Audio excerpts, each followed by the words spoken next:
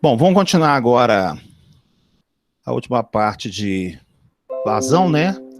E a gente vai ver um dispositivo aqui extremamente interessante, né? Ele até é difícil de entender um pouco, mas eu tenho um vídeo aqui que ele é extremamente fascinante de ver. Você vê o vídeo e você fala assim, gente, o negócio funciona desse jeito. Então vamos lá. Vamos aqui, o medidor eletromagnético de vazão. Eu vou achar a vazão por eletromagnetismo, exatamente. Bom, o medidor eletromagnético de vazão, gente, ele segue pela indução de Faraday, tá? Então, o Michael Faraday, ele foi um cientista interessante, que ele veio da zona de pobreza, né? E ele não tinha formação científica, né? Ele fez as coisas por tentativa, ele era muito bom na prática, né? Ele não tinha conhecimento de cálculo, digamos assim, tá? Então, isso talvez foi uma das frustrações que ele teve, porque ele era muito depressivo, né? Ele sofreu muito nessa parte por não ter uma formação acadêmica e ser um cara que mudou o mundo, tá? Então, ele pôs as coisas. Então, o primeiro dispositivo rotativo, né? Digamos, o primeiro motorzinho do mundo foi ele que fez, tá? Inclusive, tem uma série na TV a cabo aí, antigamente passava na NET, né, NET Geo, também Netflix tinha também, que era o Cosmos 2, tá? Que é uma versão melhorada do Cosmos 1 da década de 80. Eu era criança, eu lembro que eu assisti o Cosmos 1. Então conta a história do Faraday. A história dele é fantástica. Eu, sinceramente, quando eu olho assim, eu falo assim, não é possível que esse cara existiu. Bom, então, na lei de indução... Oi, sim, boa noite. Esse Cosmos aí é do Carl Sagan? E exatamente, é o Cosmos do Carl Sagan, que é um, e agora o segundo é apresentado por um ex-aluno dele. Ex-aluno dele quando ele era criança. Né, o Carl Sagan até colocou, o Carl Sagan ele era uma coisa interessante, que ele gostava muito de criança. E ele deu uma aula para explicar o aspecto científico para um conjunto de crianças. E aí mostrou essa filmagem, acho que foi da década de 70, onde tinha essa criança, né? Inclusive o Carl Sagan brincando com ele, todo animado a situação. O Carl Sagan morreu cedo, né? O Carl Sagan morreu na década de 80, logo pouco depois do Cosmos mesmo, né? E aí o que acontece? Aí um desses meninos que foi citado pelo Carl Sagan virou cientista e tal, e ele apresenta o Cosmos 2. Tá? E muito bom. Nossa, a série é fantástica tal. Ela tem mais aspectos de história e tal assim, mas tem um episódio lá que é a história do Faraday e eu fiquei assustado. Falei assim, gente, não tem condição, sabe? Então o cara era um gênio que não sabia fazer conta, sabe? Então esse medidor eletromagnético segue exatamente para a lei de indução de Faraday. Então, quando você tem uma bobina, né, gente, você tem um espira, né, você tem um induzido, que uma pessoa fala, quando você joga um campo magnético dentro dele, você vai produzir uma corrente nos terminais dele, tá certo? Então, o medidor eletromagnético, ele segue o mesmo princípio. Mas como é que ele faz essa loucura, digamos, de achar vazão por indução magnética? Então, olha, o cara que bolou isso aqui, eu não sei, tem um vídeo mostrando aqui o nome do cara, mas vamos ver aqui, ó. Eu vou fazer até um comentário assim, meio assustador aqui, que alguém pode querer fazer isso em casa, né? Ah, eu quero fazer um medidor eletromagnético. Então, você faz assim, você vai lá no depósito de construção, você compra um duto, daquele de 100 milímetros, aquele branco lá, que seria de esgoto, tá? Sem problema nenhum. Aí, o que você faz? Nas extremidades dele aqui, ó, de um canto do outro aqui, o que você vai fazer? Você vai colocar um parafuso, tá? Você vai rosquear um parafuso, então você vai ter o duto, né, com um parafuso rosqueado para cá e outro rosqueado para cá, sem problema nenhum, tá? Aí você vai arrumar um eletroímã, tá? O que você faz com o eletroímã? Você retifica o sinal lá da rede elétrica, joga isso aqui numa bobina, né, e você faz essa bobina atravessar esse duto de plástico. Tá legal? Mas tem que ser um campo magnético extremamente violento, para lá de Tesla, tá? Bom, aí o que acontece? Quando circular, quando fluir, né, não serve gás, tá? O eletromagnético não consegue pegar gás, ele só pega líquido com uma determinada condutividade também. O que vai acontecer? O fluido vai passar aqui dentro, tá? Ele vai passar por dentro do campo magnético, e aí eu vou falar que agora vocês não vão entender, mas quando eu mostrar o vídeo, vocês vão assim, gente, como é que o cara imaginou isso? Que aí que tá o ponto de questão. Vai surgir uma espira no formato da água, tá? A água vai ter um formato de espira, e esse campo magnético vai atravessar a água e vai surgir uma tensão elétrica nos terminais, que igual eu falei do parafuso, né, essa tensão milivoltaica, ela é diretamente proporcional à velocidade do fluido. Como a área é fixa, então velocidade vezes a área, eu encontro a vazão. Então o que vai acontecer é o seguinte, quando o fluido escoar, ele vai ter uma determinada velocidade, porque vazão é velocidade vezes a área. Essa velocidade vai fazer surgir uma tensão elétrica nesses eletrodos, é o que o pessoal colocou aqui, né? Que eu falei parafuso, então na indústria a gente chama de eletrodo, porque ele é soldado, ele é bem feito. E essa tensão, ela vai ser diretamente proporcional à velocidade. Se você tem a velocidade, você tem a área, você tem a vazão. Bom, muita gente não deve ter entendido o que eu falei aqui, que é uma coisa normal, tá? Só com o vídeo que você entende. Mas vamos olhar o desenho interno aqui, ó. Isso aqui é o eletrodo, ó. Tá vendo aqui, ó? Então essa parte tá toda pintadinha aqui, gente, ó. Você imagina o fluido passando. Então o fluido ele vai esbarrar aqui na parte de dentro desse eletrodo e desse eletrodo aqui. Aqui você vai ter um enrolamento que termina aqui embaixo, depois gira aqui, que vai ser uma bobina magnética. Só que essa bobina tem várias voltas, é aplicado com uma corrente elétrica muito grande, então ele vai gerar um campo magnético que ele vai atravessar por dentro do medidor, tá certo? E ele vai passar pela água mesmo, tá? Eu tô falando água porque nesse caso tem que ser líquido, não serve gás. Ele vai atravessar e vai surgir uma espira aqui dentro, tá? Vocês vão entender por que surge essa espira. E aí, esse fluxo, esse campo magnético passando, né, via fluxo, dentro dessa espira, ele vai excitar automaticamente os dois eletrodos, porque os eletrodos estão encostados exatamente no fluido. E vai surgir uma tensão elétrica aqui. Tá? Aqui está mostrando.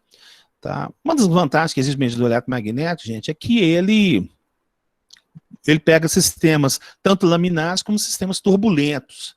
Tá? Ele consegue encontrar a velocidade, porque exatamente é o fluido passando sem problema nenhum. Deixa eu pegar um outro desenho aqui. Ah, aqui, ó. Aqui tá um desenho. Né, aqui, ó. Tá vendo? Ó, o sistema pode ser laminar ou turbulento, ele passa, ele entra com uma determinada velocidade aqui, ó. Daí tá a regra da mão direita aqui, né, gente? Olha lá, o campo magnético que veio aqui, ele atravessa o fluido, né? Existe uma determinada distância, um diâmetro que é aplicado exatamente nesse eletrodo, né? E aqui nesses dois terminais, você colocar um voltímetro aqui, vai dar tensão elétrica. Vai surgir uma tensão elétrica diretamente proporcional à velocidade desse fluido. Bom, vamos ver o vídeo, que aí fica mais fácil entender. Outra coisa, pode escrever, alguém entendeu alguma coisa? Se alguém falou que entendeu, eu vou ficar de cara, hein? Escreve aí. Não é fácil, não.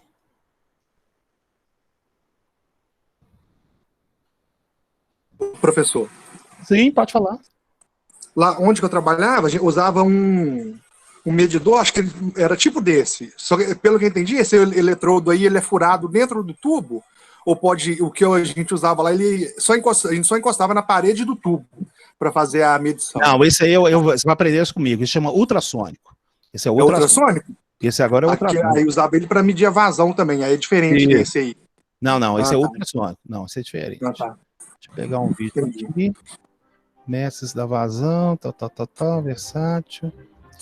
Então, esse aí, sempre o tubo vai ter que ter furado e tem que ter esse eletrodo. Não dá pra fazer por fora, não. Vamos ver o desenho aqui, que você vai ver o desenho assim, gente, não é possível que o cara imaginou isso. Tá? Eu tenho dois desenhos, eu tenho um da ABB, que vai dar o princípio de funcionamento, ele é mais ou menos. Mas o da Eisenhower, ele é maravilhoso. Aguarda aí que a gente vai ver. Não, eu vou tirar aqui, não vou ficar muito para pegar a parte do vídeo.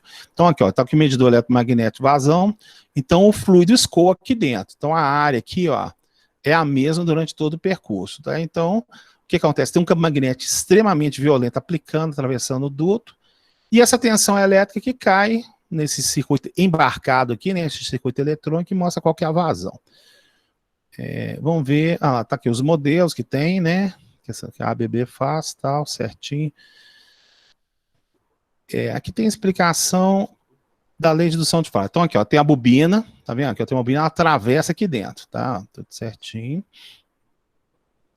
É o Faraday. Pô, esse cara aqui foi fora do normal, tá? Então o fluido escoa aqui dentro, olha lá, o campo magnético ele atravessa o fluido. E aqui, nesses dois pontos pretinhos aqui, a gente tem o eletrodo, tá?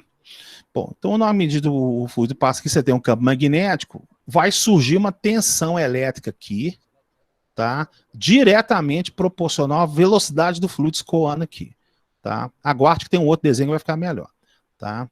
Então, ele está mostrando que o formato do ímã não pode ser ímã, ele tem que ser exatamente colado em cima e colado embaixo, né? Para poder mostrar. E segue aqui normalmente, tá? Bom, aí está mostrando a vantagem dele, ó, a precisão dele é 0,2%. Então a placa de orifício é 3, né? O tubo Ventura é 0,7, então ele é 0,2, então ele é muito preciso. Tá? Então, a desvantagem dele é que ele não pega gás e só pega alguns fluidos, né, alguns líquidos, né, que possuem um mínimo de condutividade para tal aplicação. Então, vamos agora mostrar o principal mesmo. Esse aqui. Então, olha só, aqui tem um vídeo da Ezerhal, um vídeo maravilhoso. Né? Aqui, ó, já começou então. Eu não vou ficar falando na parte do vídeo, eu acho que é mais fácil. Tá aí o Faraday de novo, tá? Que ele tá mostrando a situação, a história falando dele. E esse aqui é o inventor do eletromagnético, tá? Não sei o nome dele não, mas o vídeo fala, mas tem que procurar aqui na internet. Então, agora eu tenho duas flanges de conexão aqui, tá? E agora ele vai entrar lá dentro do duto. Então, aqui, ó.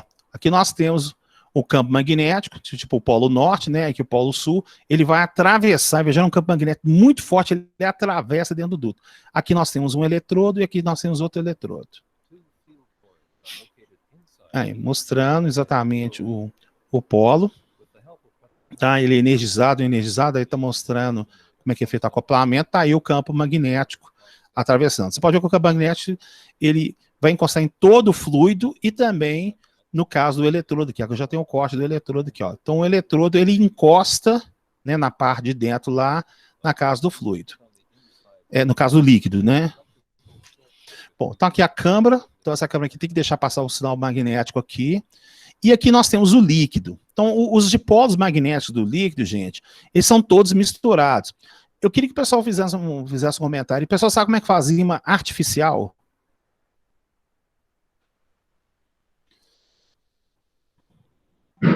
Você fala eletroímã? Não, o eletroímã é você pegar uma tensão elétrica na bobina e gera o ímã. Não, eu quero saber que faz o ímã artificial. É o ímã que é utilizado no alto-falante, que é utilizado em vários circuitos. Ah, tá. Então, oi, pode falar. Desculpa, oi? Não, sei não. Tá, então, o que acontece é o seguinte.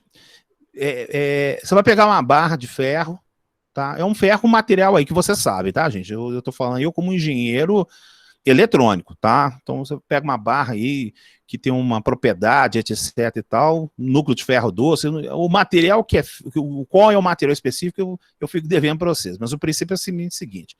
Quando você pega esse material, os dipolos magnéticos, ele tá todo embaralhado igual esse aqui, ó. Tá vendo? Ele tá vermelho, azul, norte, sul, tá uma bagunça.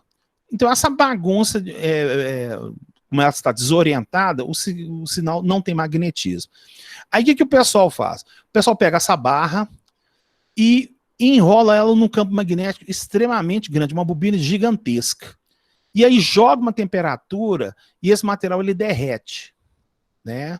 Ele funde. Aí o que acontece? Uma vez que ele fundiu, você joga um campo magnético extremamente grande, esses dipolos vermelhos e azuis vão ficar orientados. Isso, eles orientados, gera o ímã. E aí o que acontece? Você espera resfriar com ele orientado. Gerou o ímã artificial. O ímã que vem lá do vulcão, gente, ele acontece a mesma coisa. O material foi derretido lá no núcleo da Terra, né? uma parcela dele lá que acontece, e o campo magnético orientou. E à medida que o negócio resfriou, a lava lá explodiu, e aí os romanos lá, na época lá, eles chamavam de pedra maldita, né? Porque eles chegavam com a ponta das espadas lá, o negócio pegava e falava assim, é pedra do mal. Mas na verdade, nada mais é um fenômeno físico, sem nenhuma consequência aqui não. Então vamos continuar aqui, para vocês verificar. Então ele, automaticamente, ele tem um fluido parado, né? Tem um líquido parado dentro do medidor aqui, tá? Então, aqui você está verificando que os dipólitos estão todos misturados. Quando você aplica o campo magnético, olha lá o que vai acontecer com os dipólitos. Olha lá, eles começam a se separar, tá vendo? Estava tudo embaralhado. Então, você vai ter, tipo, o norte atraído para um lado e o sul atraído por outro. E aí, o que aconteceu nessa brincadeira lá que você aplicou o campo magnético? Surgiu aqui uma espira. Tá vendo aqui, ó? Surgiu uma espira d'água. É isso mesmo, em vez de você ter aquele enrolamento de fixo, de mão de volta, você tem uma única de água aqui. Ah lá, tá vendo? Ó? E aí ela atravessa a espira. Então, quando você tem uma espira condutora, que nesse caso o líquido é condutor, ele está encostando aqui, então ele está fechando o circuito, e ele passa um campo magnético, e irá surgir aqui uma tensão elétrica diretamente proporcional à velocidade da indução. Tá? Isso automaticamente é o seguinte, se o fluido estiver andando devagar, você vai ter a espira formando, e aí você tem uma tensão pequena. Se você estiver sendo muito rápido, ele vai exatamente gerar uma tensão maior. Então você vai ter uma relação da tensão elétrica induzida pela vazão que está escoando. Melhorou aí, gente? É para viajar mesmo. Deixa eu tentar entender essa parada. Você está falando que a água se separa? Ou se fosse o fluido condutor, no caso líquido, se fosse água, ela se separa? Exatamente. A parte positiva da água vai para um lado e a negativa vai para o outro. Isso, não, norte e sul, né? É o negativo que você falou, não, é norte e sul, né? Norte e sul, como é que eu sei o que é norte e o que é sul do fluido? Como é que você sabe? Regra da mão direita, você lembra lá que você tinha... Não, mas eu, por exemplo, que molécula que é norte, que molécula que é sul? Não, isso é o dipolo, né? Esses são os dipolos da matéria. Tá. Ele se orienta, entendi. O dipolo orienta, exatamente. Exatamente. E aí ela atravessa exatamente esse fluido formando uma espira. Tá? Entendi. Não, o cara que bolou isso, tira o chapéu do cara. Né? O cara vai fazer um mar vermelho ali, separado no meio. Mais ou menos. Não, é impressionante o cara que bolou, né? Tem a foto dele aqui, eu não sei o nome dele, né? Mas o cara, se ele fez isso acidentalmente, esse cara aqui, né? Se ele fez isso acidentalmente, eu não sei, entendeu? Mas ele entrou na história lá e registrou esse fenômeno aqui. Então, né? Esse dipolo aqui tem um formato de uma espira. Né? Então o campo magnético atravessa ele e automaticamente vai surgir uma tensão elétrica aqui, diretamente proporcional à velocidade. Vamos continuar vendo o vídeo, aqui tem uns outros detalhes interessantes para ser observado. Ah, lá, tá vendo? Tá tudo misturado lá na frente, lá em cima. Na hora que ele cai, ele exatamente separa. E aqui está exatamente a tensão induzida. Isso, certinho. Quem quiser esses vídeos, eu tenho, gente, tá? Sem problema nenhum, tá?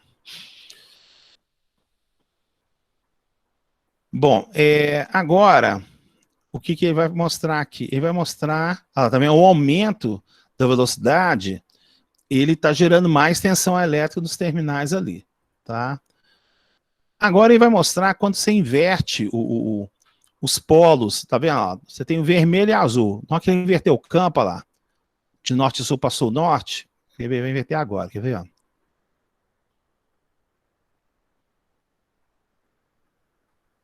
Ah lá. Sabe? Então ele está mostrando que exatamente essa espira, ela é constituída exatamente pela ação desse campo magnético extremamente gigante que é aplicado dentro do fluido lá. E gera essa espira que faz a indução. Tá vendo? Tá aí. Eu escolhi até eu pedi para comprar um medidor eletromagnético de vazão para a gente fazer uns ensaios de laboratório, mas infelizmente teve esses enlaces aí no futuro. Então tá aqui o medidor eletromagnético de vazão, tá? O equipamento tem um indicador, olha lá, o vazão flui normalmente, Tá vendo? Essa parte que está abraçando aqui tem uma bobina, ela vai e termina aqui na parte de baixo para poder esquematizar. Comentários, por favor. Né? Ninguém com comentário? Ai, ai, ai.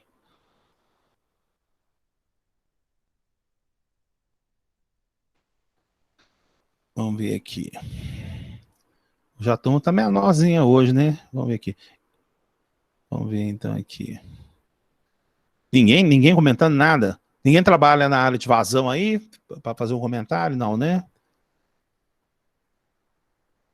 Opa, parou de apresentar aqui. Oi, sim. Eu não trabalho com vazão, não, mas lá a gente mexe com muito transformador. Eu trabalho com ultrassom, ultimamente. Sim.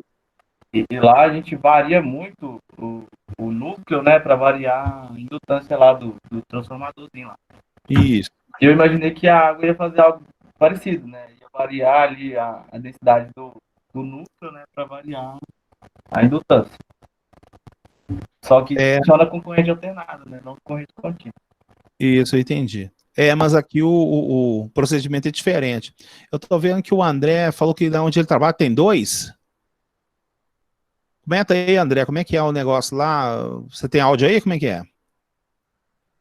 Sim, a gente tem 2 dispositivos lá para monitorar a vazão de tinta. É mesmo? Tá vendo? Eu não sabia disso. Ele usa medidor eletromagnético para achar a vazão da tinta? É isso mesmo? Isso. No carro, aí, tá vendo? Vivendo é aprendendo. Me explica aí, me conta aí, como é que é esse trem? Fala aí. A tinta coat, a gente só vê a vazão de recirculação, a gente precisa saber algumas vazões lá para ver a troca de filtros, saber se está dentro dos parâmetros que o cliente requisita e tal. A gente usa. E é o medidor eletromagnético de vazão? Igualzinho esse que você mostrou aí. Esse azulzinho, ele é azul, é a mesma coisa. Tá vendo? Eu não sabia. Flangeado. Tá vendo? Então gente, por isso que eu gosto mais da aula dessa matéria, sabe? Eu aprendo demais. Eu não sabia que pegava tinta, tá vendo? Ó? Tá vendo? Ó? Pô, muito legal. Então tá beleza. Né? Então tá aí, ó. Tá vendo? Que bom, né? Que tem gente aí comentando essa situação. Muito legal. Obrigado, viu, André? Aprendi com você aí. Obrigado. Vamos passar agora. Mais alguma dúvida? Um comentário, gente? Parece que tem gente que ficou meio assustado com o que eu falei aqui agora. Falei assim, nossa, não tem mais alienígena do mundo. Mas é desse jeito mesmo. Entendeu? É impressionante mesmo. Pode continuar então, gente? Como é que é? Pessoal, vai ter um dia que eu ainda no curso aqui, eu vou mostrar para vocês como é que o cara fez para descobrir monóxido de carbono. Né? Como é que você acha monóxido de carbono? Como é que você acha oxigênio? Sabe? Vocês nunca pararam para pensar uns negócios, eu tenho ali um medidor de oxigênio. Mas como é que ele funciona? Sabe? Pô, mas por que ele acha desse jeito? Sabe? Então tem umas coisas legais. O vazão, legal. O nível também. Não, o nível é fantástico também. Tem uns negócios que o pessoal imaginou que o nível é legal. Vamos agora no medidor por ultrassom para a gente poder verificar. Então o medidor por ultrassom, ele tem uma precisão tão boa, né? Quanto de cima, um pouco piorzinho, digamos que é meio, mas é boa pra caramba, né? Tem dúzias até de 60 polegadas que ele pode fazer, né? Muito fantástico que ele é caro, né? Mas vamos ver como é que funciona o ultrassom. Ele tem 2 modelos. Ele tem o de tempo de passagem e tem o de efeito Doppler, tá? Tem os 2 aqui. Então vamos ver como é que é o de tempo de passagem. Tempo de passagem, inclusive, eu tenho um vídeo aqui. Né, eu vou mostrar o vídeo para vocês aqui agora. Então eu explico o espaço dentro de passagem. Não, eu acho que na verdade eu explico os 2 aqui, mais fácil. Pessoal, então o que acontece é o seguinte. Olha que coisa impressionante. Você vai colocar do lado de fora do duto. Tá? Você coloca ele do lado de fora do duto. E aí existe, logicamente, quem faz o treinamento, instalação disso aqui, existe uma posição que você coloca, né, para exatamente, digamos, sintonizar, porque um é um transmissor, né, de onda ultrassônica, né, acima de 100 kHz, né, e o outro é um receptor acima de 100 kHz. Tem um que ele pode ser duplo, né, um manda para o outro, tem outro que só recebe ou só envia também. Isso aí depende do fabricante, depende da tecnologia, não estou querendo entrar nesse aspecto aqui não, tá? Mas o ponto em questão que vai acontecer é o seguinte, quando não há nenhum fluido escoando aqui, e esse caso vale para gás e esse caso vale para líquido, é para fluido, tá beleza? Então o que vai acontecer? Vai propagar aqui dentro uma onda sonora. Tá? Então a onda sonora é uma onda mecânica. E a onda mecânica ela precisa do meio de propagar, no meio para fazer sua propagação. Então ela está propagando no ar ali, então ela vai sem problema nenhum. Acontece que quando o fluido vai vir aqui, né, ele vai escoar, ele agora, o que vai acontecer? Esse transmissor, né, esse receptor, ou ambos entre si, eles agora vão encontrar um outro meio que vai acontecer.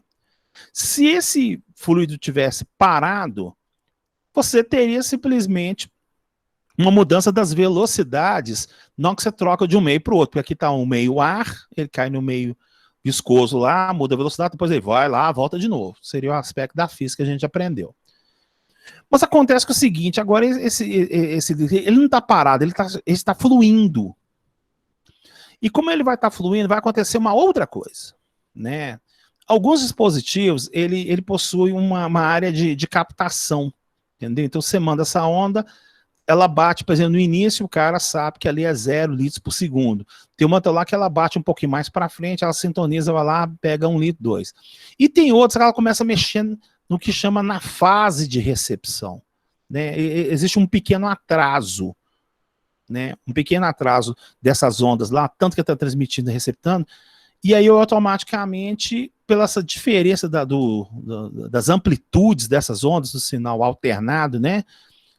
Você consegue achar a velocidade do fluido. Achou a velocidade do fluido, automaticamente a área é fixa. A área fixa encontra a vazão. Tá? Então deixa eu pegar o vídeo aqui para a gente já sapecar o negócio aqui. Vamos ver aqui. Aqui recentes. Outra sempre animação. Eu acho que é esse cara aqui. Né? Vamos ver aqui, ó. Teoria. Então aqui, ó. É ele mesmo. Aqui o fluido passando, né? Se ele tem viscosidade até essa barriguinha aqui. Então, lá, um tá transmitindo pro receptor. Tá vendo, ó? Tá mandando certinho, tá mandando a onda sonora. Lá. E aí, o que acontece? Então, o que está recebendo aqui, digamos que esteja totalmente em fase, né? Na sua emissão. Acontece que, lá, quando você manda um pro receptor e o outro para exatamente o transmissor, vai haver exatamente essas diferenças que estão acontecendo aqui, ó. Então, vai dar um zoom. A tela deu um zoom, ó. Então, um está transmitindo e o outro está recebendo. Então, essas diferenças do tempo aqui do vale, aqui, tá vendo? Ó, quando a velocidade diminui, ou não existe exatamente vazão escoando, as duas se encontram. Né? O que está transmitindo e o que está recepcionando, eles se encontram, o vale a vale vai dar 0. Mas quando estiver exatamente escoando, o que acontece? O transmissor manda uma onda e o receptor manda outra. Então as duas se desencontram. A diferença da distância entre exatamente essas ondas aqui é um tempo. Tá vendo? Que é o tempo de passagem, que exatamente está falando lá. Então, como você tem exatamente o tempo e você vai ter exatamente a distância que aconteceu, você encontrou a velocidade. Tá? Então, a velocidade vezes a área do duto aqui, você encontra a vazão. Então, você encontrou a vazão porque pode uma diferença das amplitudes do sinal transmitido. Tá vendo? Você tem a distância. Né? Então, descando que a distância aqui foi, sei lá, 1 metro, 2 metros.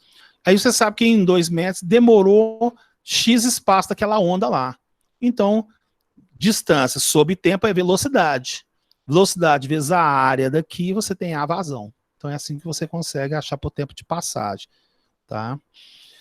Todo fluido tem viscosidade, né, onde a velocidade é mínima na borda e máxima na parte de cima. Então, o detalhe da instalação ela tem que ser muito bem feita, né? Porque ainda mais, olha só o que acontece aqui. Você tem o transmissor receptor, ele tem que passar pela parte metálica, né? Exatamente do duto. Então, aí ele vai sofrer aqui uma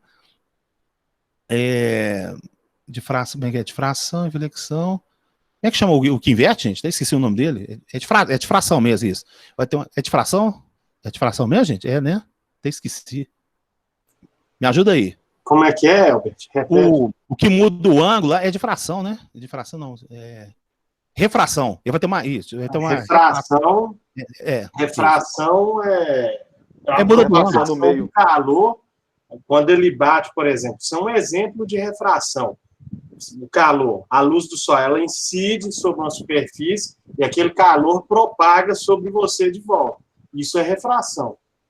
Mas quando você muda o meio... No caso da luz, ele muda o ângulo. É o que muda o ângulo. Muda o meio. Muda o meio. Muda o meio é refração. Refração mesmo. Tá, lembrei aqui. Porque Quando você muda o meio. Então aqui, ó, olha só, então o material vai mudar o meio, vai sofrer uma refração e tem lá bater no outro. Então, a instalação disso é extremamente sofisticada, né? Eu tenho uma fotinha aqui de um aluno meu que faz às vezes isso aqui, quer ver? Deixa eu pegar aqui. Só um pouquinho que eu vou achar aqui. Você ver como é que é uma coisa bastante interessante, quer ver?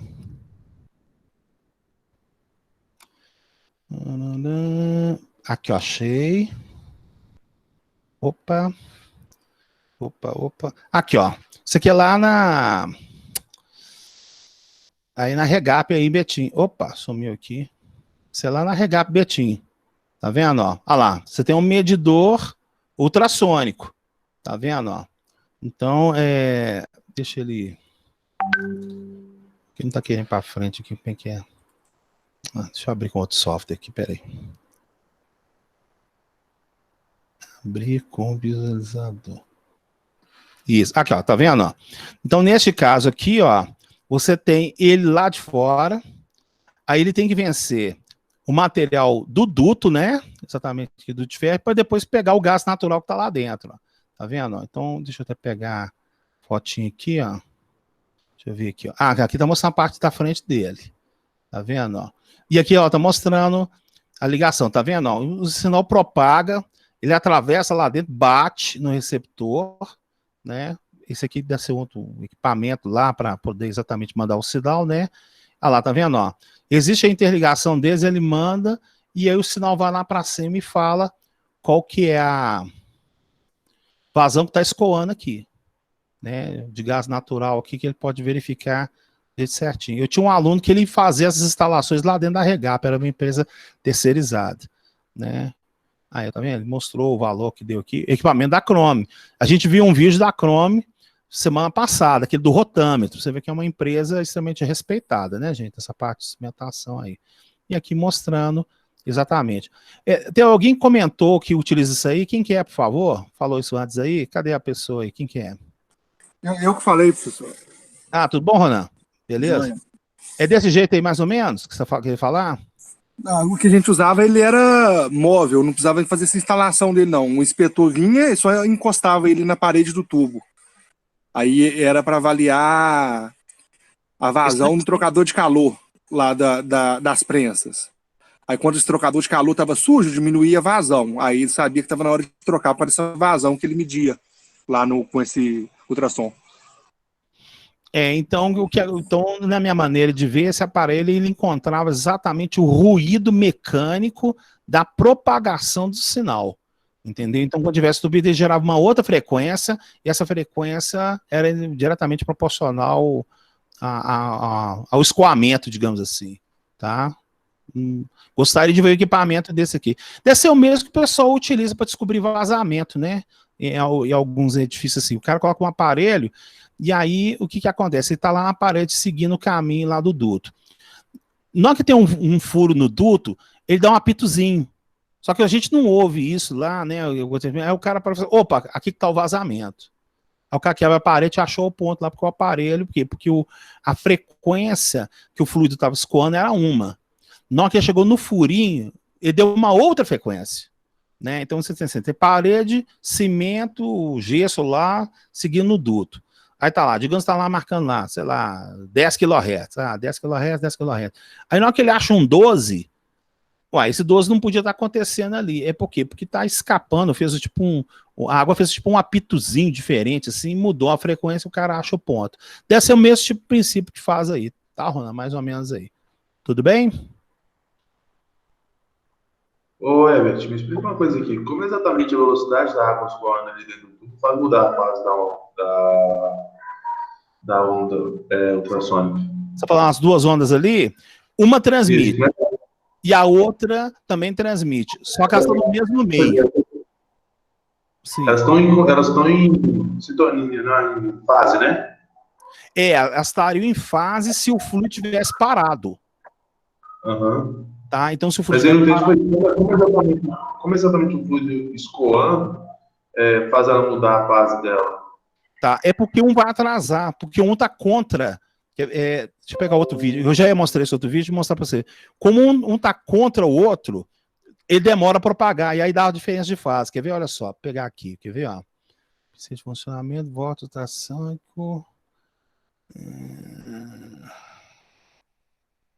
Isso aqui tem da Enzerhal, quer ver aqui, ó. Sempre da Enzerhal é o melhor que tem. Então, olha só esse da Enzerhal aqui, você vai entender. Tá? Mostrando o cientista aqui e tal. Ah lá. Então, presta atenção nesse vídeo que você vai entender de uma maneira até melhor. Quer ver, ó? E esse da Enzerhal aqui, eles não utilizam um único transmissor, ele manda 3 aqui. Quer ver? Olha só. Ah lá. Ele tem 3. Desculpa, ele tem 4. Tá legal? Então, ah lá. Então, tá vendo? Eles estão trabalhando em pares. Do jeito que ele tá falando ali. Então, o que acontece lá? O duto tá vazio. Então, ele mandou parará, mandou para lá. Então, ambos têm a mesma velocidade. O tempo de chegada de cada um é igual, ó. Tá vendo? Ó, eles estão mirando na frente, ó lá. É muito didático esse desenho da Enzerhal. Só que você pode ver aqui que eles estão um pouco inclinados. Né? Essa inclinada. Porque se um tivesse na frente do outro, não daria esse efeito, não. Ele tem que estar um pouco inclinado. Olha lá, tá vendo? Ó? Tá inclinado em relação a esse aqui. Então, quando não tem duto nenhum, ou o fluido, né, está exatamente parado, a consequência é que todas as ondas emitidas e transmitidas vão estar exatamente em fase. Agora, olha só quando começa a passar o fluido lá. Começou a passar. Ah lá, uma anda mais depressa do que a outra. Aqui está a favor do fluido, ele anda depressa. Aqui está conta mais devagar. Ah lá, tá vendo? Ó? E isso é o que dá essa diferença de amplitude. Quando é exatamente analisado no ponto do dispositivo de medição, e fala assim, opa, um está atrasando o outro. Então, essa diferença de amplitude é o tempo que uma gastou em relação ao outro. Se você tem o tamanho fixo divide pelo tempo, você tem velocidade. Melhorou aí? Não, tá. Melhorou, entendi. Só não entendi como que o fluido escoando consegue mudar a onda. Não consigo ver isso na minha cabeça, sabe? Não, aqui, ó. Você falou defasamento angular? Porque o fluido escoando, ele, tudo bem, pode estar na velocidade, no sentido contra a onda que está sendo emitida no sentido contrário do fluxo, sabe? Mas eu não só entendi assim, como eu vou dizer. Como é que a eletrônica acha defasamento angular? Para eletrônica, isso é a coisa mais fácil do mundo. Eu posso falar para você. Eletronicamente, achar defasamento angular, diferença de pico. Não, esse não é o problema, não. Achar o defasamento angular é de boa. Eu só não entendi como que o fluido escoando, por exemplo, aumentar a velocidade do fluido vai fazer mudar a fase ainda mais, vai deslocar a fase ainda mais, entendeu? Eu só não consegui ver o fluido fazendo isso. O que eu posso falar é que, assim, a visão é exatamente essa aqui. Aqui, ó, tá vendo aqui, ó?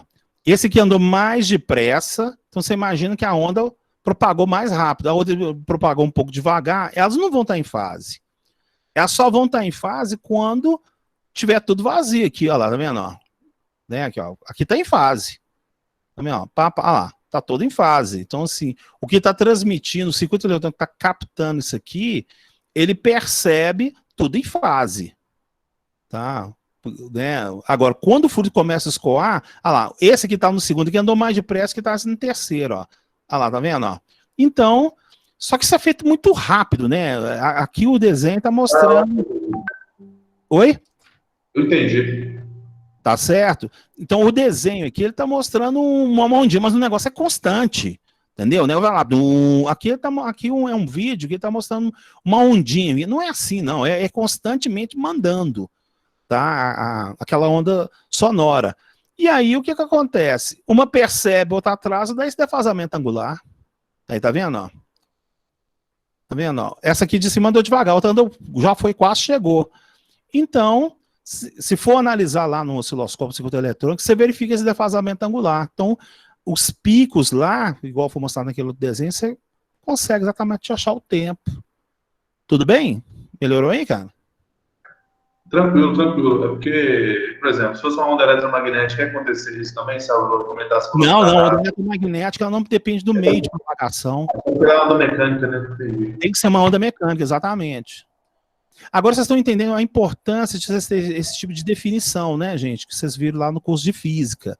Né? Onda eletromagnética. Onda eletromagnética não depende do meio de propagação. Onda mecânica precisa. Tá?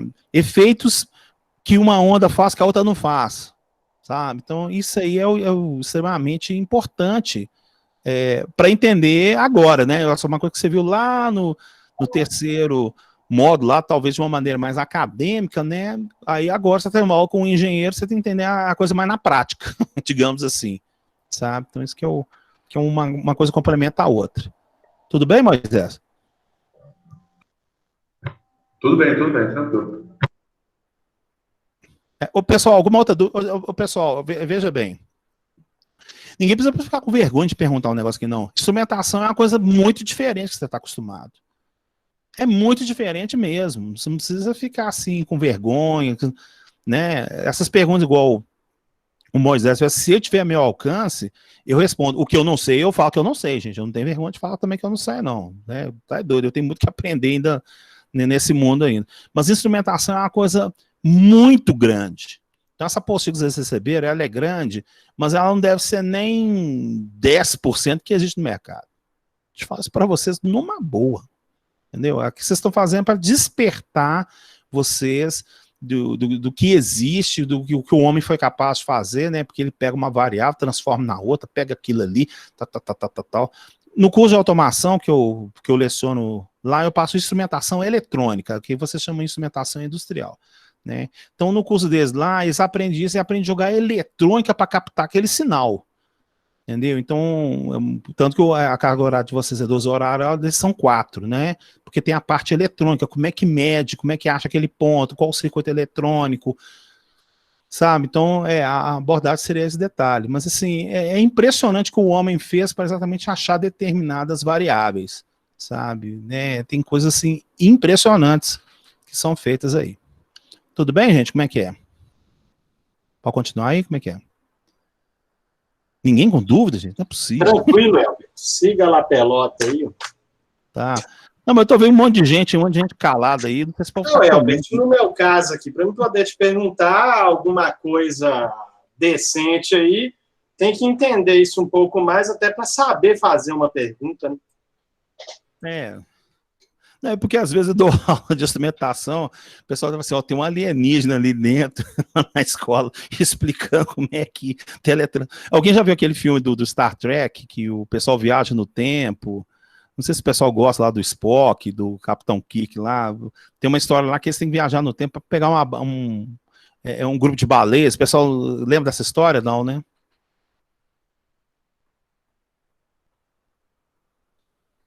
Então ele sai lá de 2.400 alguma coisa e cai em 1978, né? 1970, alguma coisa assim. Aí chega os membros lá da espaçonave, aí chega assim, onde é que eu arrumo plutônio aqui? Porque eu tô precisando desenvolver um negócio que o pessoal falou, plutônio? Você tá querendo comprar plutônio? Como, né? Então, né, é uma coisa engraçada. Aí chega outra coisa, é uma coisa inacreditável, né, gente? O filme é de 1980, né? Tem aquele engenheiro chamado Scott, né? Ele chega uma empresa, eu preciso que você monte para mim um aquário assim, que não sei o que, tal, transparente, com 2 portas. O cara falou, isso não tem jeito de fazer isso aqui, não. Não, mas você pode usar alumínio transparente. E o cara olhou assim, como assim alumínio transparente? Aí o cara vai lá dar a equação do alumínio transparente pro cara, né?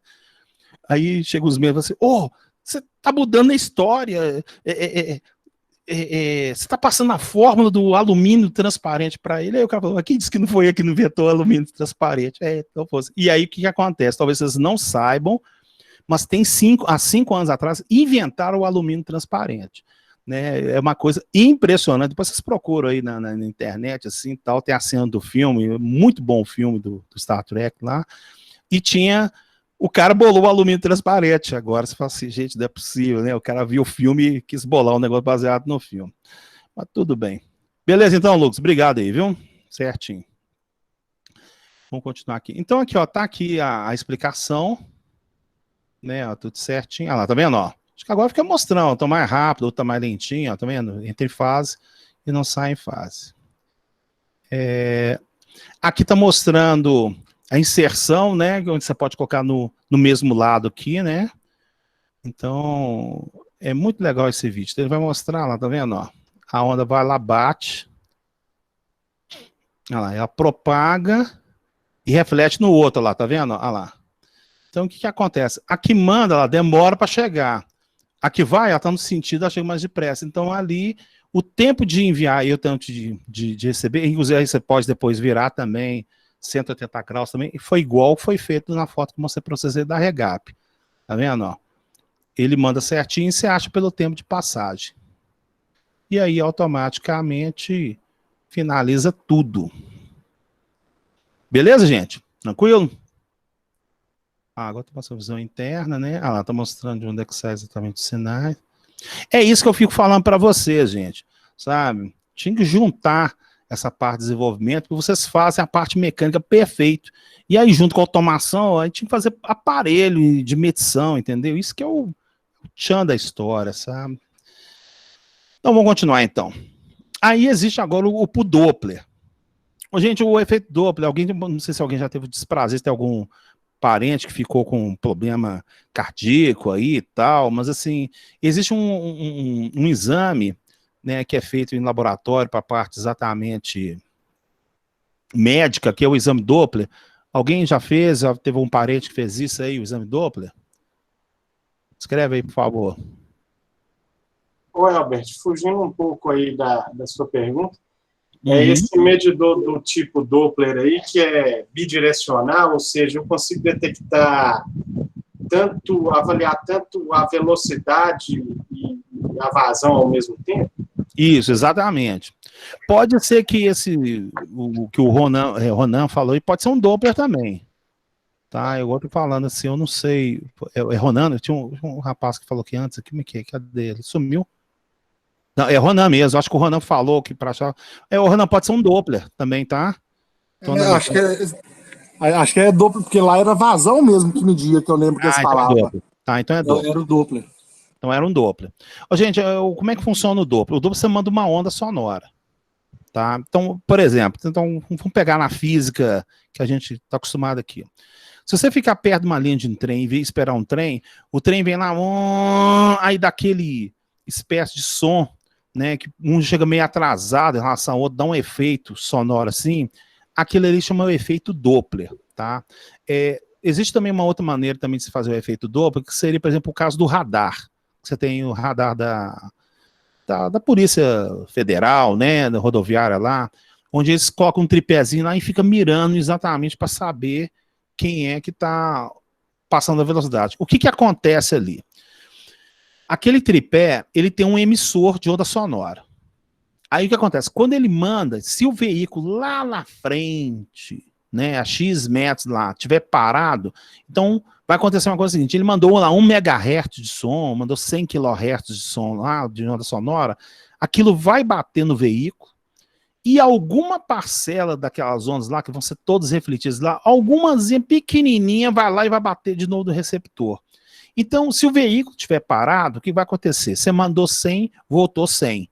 Se você mandou 100 kHz e voltou 100 kHz, quer dizer que o veículo está parado, porque a diferença de frequência é zero.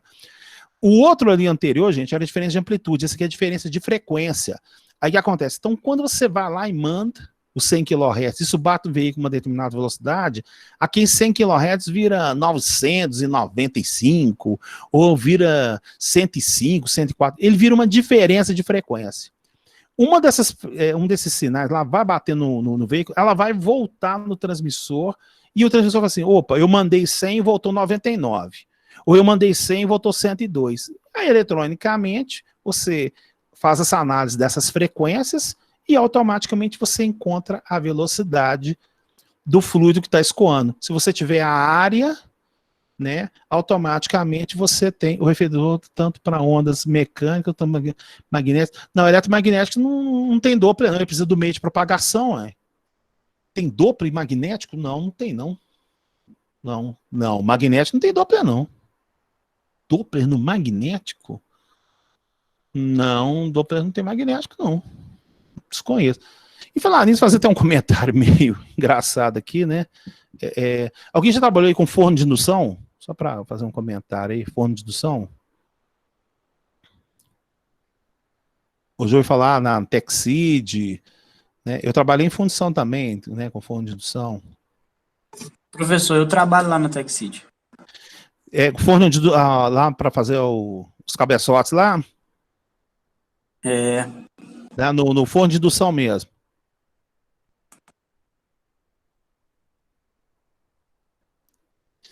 Então, o que acontece é o seguinte, o forno de indução é nada mais nada menos você gerar exatamente uma panela, né? Aquela, exatamente, onde vai ser colocado lá a sucata, vai ser colocado o ferro lá, e aí o que acontece? Você gera um campo magnético tão forte que a corrente induzida nela derrete o material. Então você tem ali uma fundição extremamente limpa, né? Que é o necessário para fazer exatamente do cabeçote. Tá? Aí e ali tem uma frequência, né? Uma frequência ali mais ou menos de 10 kHz, fica exatamente alternando lá, então essa indução faz surgir uma corrente elétrica e derrete o material. Aí eu estava vendo, depois que você trabalha com fonte de indução, você vê o X-Men lá, né? Você vê o Magneto e o Wolverine. Ele falou assim, se o Magneto soubesse mandar um campo magnético variante ao longo do tempo, ele fundia o Wolverine na hora. Eu acho que o Adamante suporta aquele negócio lá, sabe? Eu fiquei assim, gente, tá vendo? Se o cara soubesse física, ele dominava o mundo. Como ele não sabe, então deixa pra lá, então, certinho. Então, gente, ó, então o medidor Doppler é isso aí, tá? Então, neste caso aqui do duto aqui, você mandou pro lado de fora, né? Ele percebe exatamente esse ponto de medição e volta uma frequência e ele é capaz de falar assim, ó, o que está escoando ali dentro vale tanto. O exemplo do que a Júlia falou que o pai dela teve que fazer foi mais ou menos isso, Júlia. Porque no exame ele sabe mais ou menos qual que é o diâmetro da veia, tá? Como o diâmetro da veia deve ser uma coisa praticamente comum, ou tem um negócio varia ao longo da idade, não sei como é que eu focando nisso aí lá, então ele sabe exatamente como é que pode verificar isso. Tá beleza, Júlio? Foi isso mais ou menos que aconteceu, tá? Então, beleza. Ah, tá jóia. Porque é bom entender o funcionamento, né? Fez o exame, mas o que é isso aqui? Ah, tá, é porque jogou uma onda com uma determinada frequência. Aí circulou uma parcela do sangue lá na veia e voltou uma outra frequência. Ele foi lá e achou qual que é a velocidade. A velocidade, baseada exatamente na vazão da veia, tem que dar um determinado valor lá que o médico sabe, e sucesso para todo mundo aí certinho. Tá aqui mostrando, tudo bem. Vamos ver aqui a turbina. Então, gente, a turbina... Eu tenho um desenho aqui o filme que eu acho melhor a gente ver o filme da turbina aqui. Quer ver? Ó? Cadê o negócio aqui? Vai perdi? Vou pegar aqui, então.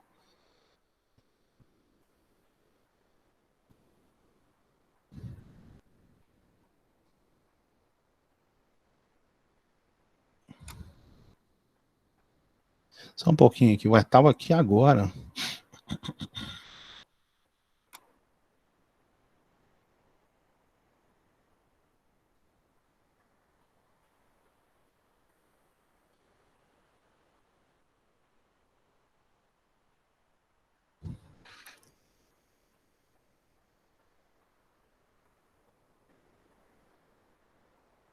Ah, tá aqui, ó. Então, no caso da turbina, o que nós temos aqui, ó?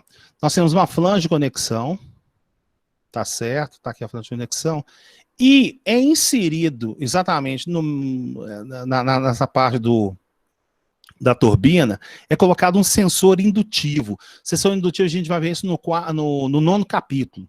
Tá? No 9º capítulo a gente vê o sensor indutivo. Mas o sensor indutivo é o seguinte, ele é um dispositivo que quando ele encontra um pedaço metálico e ele é aproximado, ele não precisa de encostar exatamente nesse dispositivo aqui, ele é capaz de gerar um pulso aqui.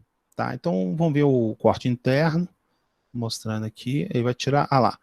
Então o que acontece? Essa turbina aqui, ó, né, que vai acontecer? A vazão está escoando aqui, e automaticamente ela vai fazer girar, né, como se fosse esse catavento aqui, que é exatamente a turbina.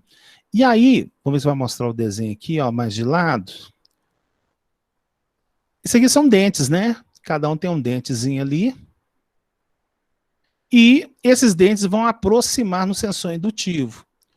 E aí o que acontece? Você vai começar a contar pulsos. 1, 2, 3, 4, 5, 6, 7. Então, X pulsos por segundo, ele automaticamente você pode converter isso em exatamente velocidade. Tá vendo aqui? Agora está mostrando aqui, ó, tá vendo? Aqui na parte de baixo, né, tem um dente, e esse dente ele aproxima no sensor indutivo, ele não encosta. Então aqui começa a sair um pulso. Então, por exemplo, aqui deu uma volta, um pulso, 1 litro por segundo, 2 pulsos, 2 litros por segundo. Então você vai ter um giro rápido exatamente desses dentes da turbina, que vão ser convertidos em pulso, e aqui eu vou ter exatamente minha leitura de vazão escoando ali, ó. Tá certinho que é feito ali. Tá? Então aqui talvez o desenho esteja um pouco devagar, né, em relação ao que está passando aqui na minha frente, mas aqui está gerando pulsos aqui, e a pontinha aqui do sensor indutivo percebe isso. Então ele converte X pulsos exatamente em litros por segundo. Ah lá, está mostrando como se fosse uma onda quadrada, né? Aqui aplicando, ó, deu um pulso, ó. Então, por exemplo, aqui, ó, se isso aqui fosse 1 segundo, você teria 1, 2, 3, 4. Você tem 4 pulsos por segundo. Aí você teria que verificar qual que seria o número de voltas que tem exatamente esse dente aqui, mas eu quero te falar assim, isso aqui, ó, tem 4 pulsos por segundo, é 4 litros por segundo. Ou tem 4 pulsos, um pulso a cada 1 segundo, ele seria equivalente a, sei lá, 50 mililitros por segundo, entendeu? Então, a coisa é feita exatamente desse detalhe. Então, ó, se ficar mais devagar, lá, começa a diminuir a largura do pulso também, ó, né? E se ele ficar mais lento ainda, então começa exatamente a mexer. Então, tem uma variação exatamente na largura, né, desse pulso quadrado aqui. Pode ficar mais gordão e mais fraquinho. Isso depende exatamente da velocidade que o fluido está escoando e ele está induzindo exatamente no sensor indutivo. Beleza? Sim ou não? Turbina? Pode continuar? Como é que é? Dúvidas? Tranquilo, gente? Beleza. Então, agora aqui está mostrando exatamente, tá vendo aqui, ó? À medida que a turbina vai girando aqui, ó, esse dente metálico, ele aproxima o sensor indutivo. Então, se aqui gerar muito depressa, vai dar vários pulsozinhos aqui nele. Então, ele sabe que aumentou a velocidade. Se aqui tiver uma vazão mais lenta, que gira mais devagar, vai dar menos pulsos por segundo. Beleza. Aqui está mostrando, né? Tá vendo? É bastante simples e tem o sensor indutivo. Efeito Coriolis. Isso aqui é fantástico. Tá? Então vamos verificar uma outra maneira de achar vazão. Tá? Gente, o efeito Coriolis, a maneira mais fácil de explicar ele, eu vou colocar o carro mesmo. Vamos colocar carro mais velho, tá? Não vou colocar carro novo, não. Ó, imagina que você está numa estrada, né, com asfalto todo lindo, bonito, maravilhoso e tal. Você não tem um carro novo, não. É um carro um pouco mais antigozinho aqui. Aí você está dirigindo, está colocando a mão no volante. Aí o que acontece? Aí você está andando lá 50 km por hora, tá beleza lá. Aí depois você vai para 70, 80, 90. Quando você começar a chegar lá no 100, 120, o que vai acontecer com o volante? Ele vai começar a dar umas tremidas, concorda comigo, gente?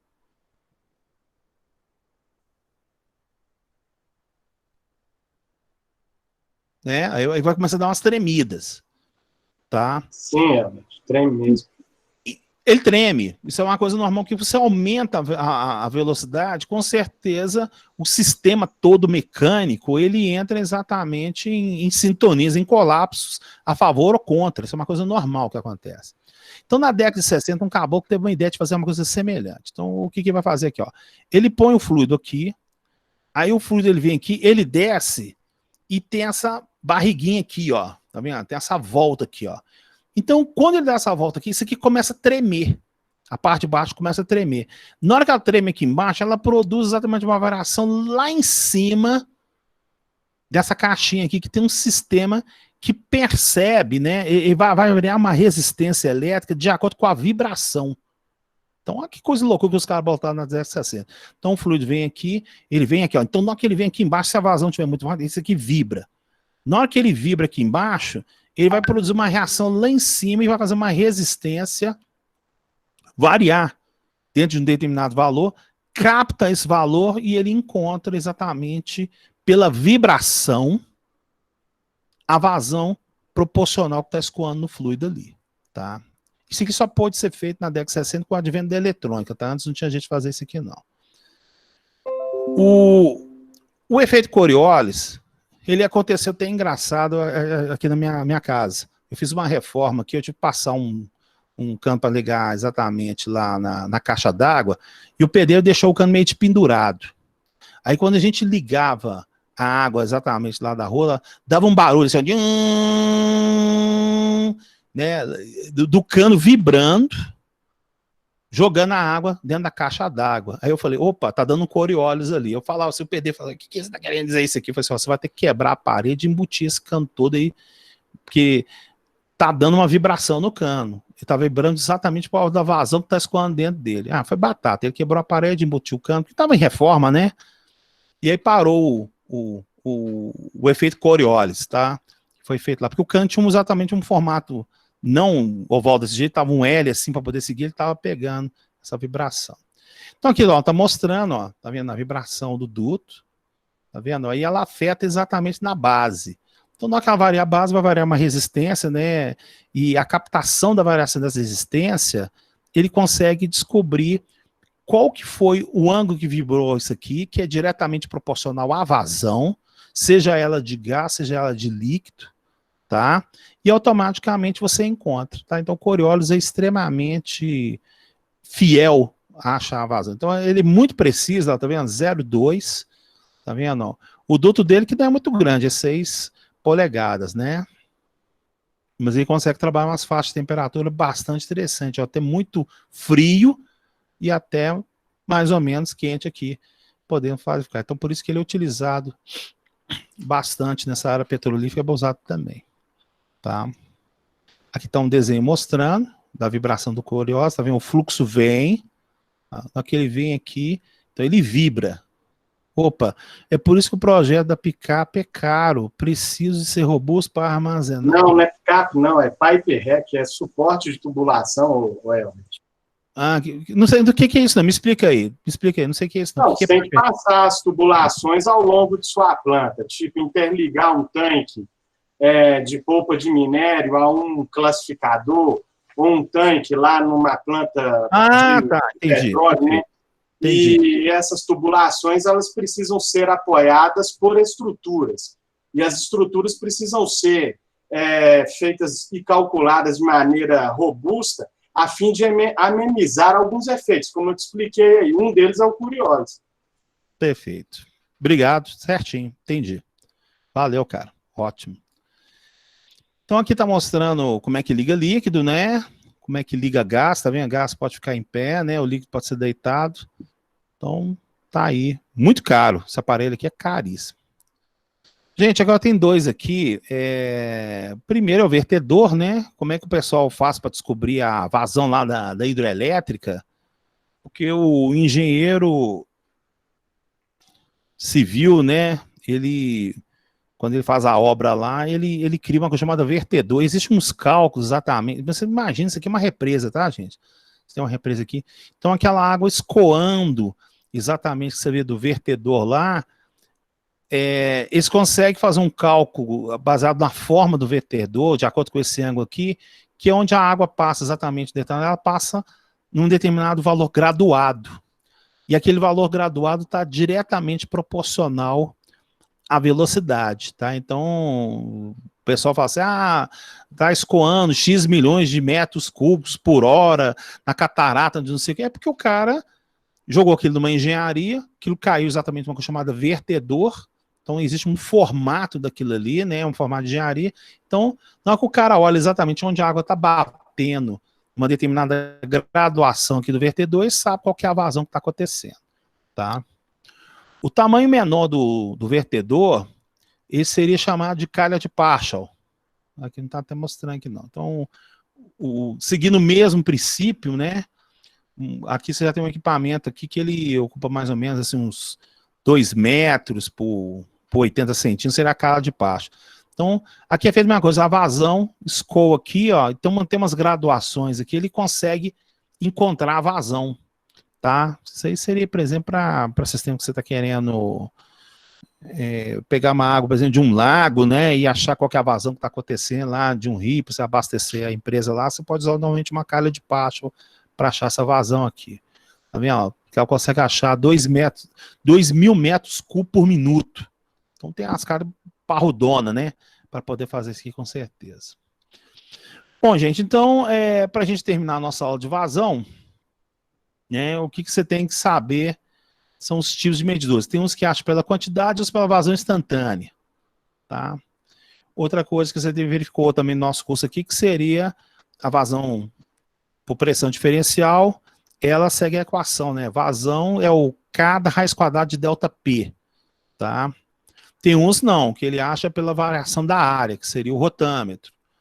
Tem uns que encontram exatamente a parte da velocidade, que poderia ser exatamente o medidor eletromagnético de vazão. Tá? Então, cada um tem uma característica, cada um tem um range de aplicação melhor. Aquele ali é melhor para tal fluido, aquele é melhor para determinada velocidade. Tal. Então, não existe o equipamento único que acerta tudo, não. Então, são muitas variações e vão continuar existindo novos equipamentos baseados exatamente na necessidade que precisa. Tá? Não tem como você poder fechar tudo certinho, não. Tá? Lembre-se que tem dispositivo que consegue pegar vazão linear, outros não pegam vazão linear, outros pegam turbulento, não pega turbulento. Um você precisa do fator K, que é o fator do duto. Um precisa distrair informação para poder fazer a medida, outros você tem que energizar, né? São equipamentos desse jeito aqui. Aqui tem um catálogo interessante, né, dos equipamentos da Agência Nacional de Petróleo, né, então você pode verificar que o Coriolis é utilizado, né, você tem o ultrassônico também utilizado, né, para você achar gás natural, você pode verificar que utiliza o ultrassônico, igual foi mostrado lá no aluno da Regap. A placa de orifício também, gente. A placa de orifício é batata nesse trem aí, tá vendo, ó? E tem outros aí que estão conquistando mercado e tal, falta, para mim, desenvolvimento melhor para as coisas poderem melhorar aí. Tá? Aqui tem um quadro, né, mostrando a faixa, a área de aplicação, né, o tipo de fluido, se é viscoso, não é viscoso, é caro, alto. Acho que também ninguém tem que saber isso aqui, mas é para verificar que existe muito tipo de medição de vazão. E eu não consigo passar todos no curso.